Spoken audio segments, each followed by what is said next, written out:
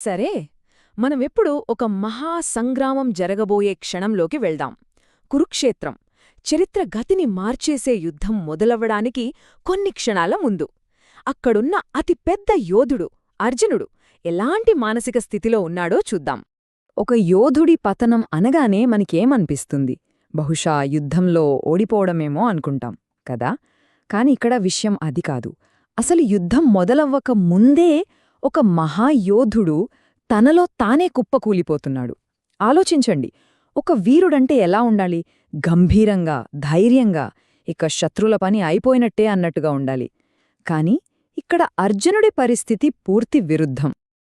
అస్సలు ఏం జరిగిందంటే అర్జునుడు ఒక్కసారిగా కుప్పకూలిపోతున్నాడు. అంటే శారీరకంగానే. అతను మాటల్లోనే వినండి, నా అవయవాలు పట్టు తప్పుతున్నాయి, నా నోరు పెడచకట్టుకుపోతోంది.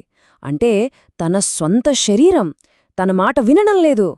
చూడండి, ఆ బాధ ఎంత తీవ్రంగా ఉందో. అది కేవలం మనసులోనే లేదు, ఇప్పుడు శరీరం మీద కూడా ప్రభావం చూపిస్తోంది. కాళ్ళు చేతులు వణికిపోతున్నాయి, నోరెండిపోతోంది, శరీరం మొత్తం గజగజలాడుతోంది. ఒక రకంగా చెప్పాలంటే తన శరీరం తనపైనే తిరుగుబాటు చేస్తోంది.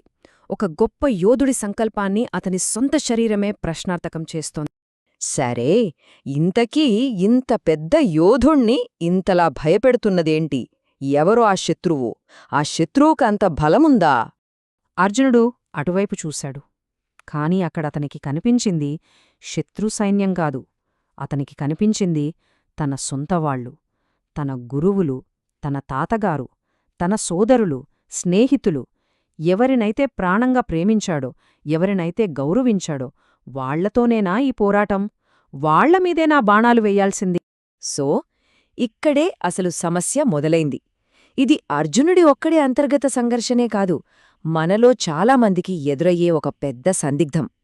ఒకవైపేమో ఒక యోధుడిగా తన ధర్మం, న్యాయం కోసం పోరాడాలి. మరోవైపేమో తన సొంతవాళ్లు, తన కుటుంబం పట్ల ఉన్న ప్రేమ. ఈ రెండింటి మధ్య నలిగిపోతున్నాడు. ఏం చెయ్యాలో తెలియని పరిస్థితి. ఇది చూసి చాలామంది ఇది పిరికితనం అనుకోవచ్చు. కాని ఒక్క క్షణం ఆలోచించండి, ఇది నిజంగా పిరికితనమా? అస్సలు కాదు. ఇది ధైర్యం లేకపోవడం కాదు, అతనిలో కరుణ, ప్రేమ ఎక్కువ అవడం వల్ల వచ్చిన సమస్య. ఇది అంతరాత్మ ఘోష, తన మనస్సాక్షి తనని నిలదీస్తోంది. సరే, ఈ సంఘర్షణను మనం కేవలం ఒక ఎమోషనల్ బ్రేక్డౌన్గా చూడొచ్చు. కాని ఇంకొంచెం లోతుగా వెళ్తే అతని ఈ పరిస్థితి అతని క్యారెక్టర్ గురించి, అతని స్వభావం గురించి ఏం చెప్తోంది? దీనిమీద ఒక అద్భుతమైన విశ్లేషణ ఉంది. అదేంటో ఇప్పుడు చూద్దాం.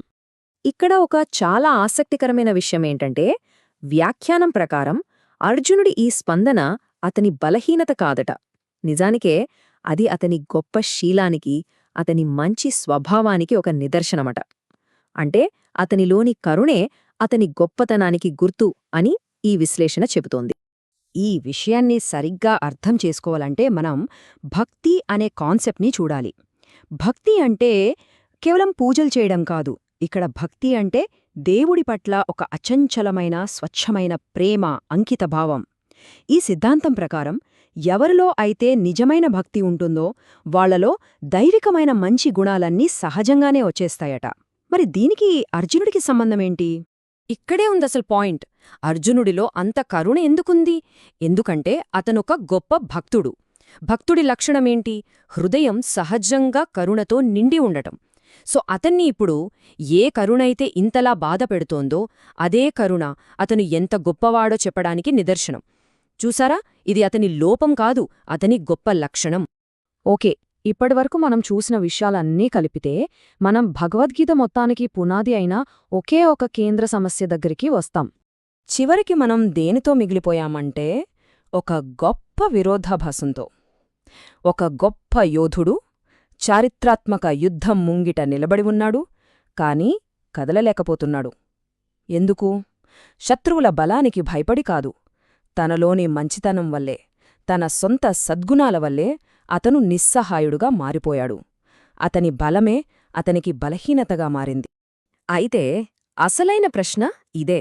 మన కర్తవ్యం చెయ్యమ్మని చెబుతున్నప్పుడు, మన హృదయం దానికి అస్సలు ఒప్పుకోనప్పుడు, అప్పుడు సరైన దారి ఏది?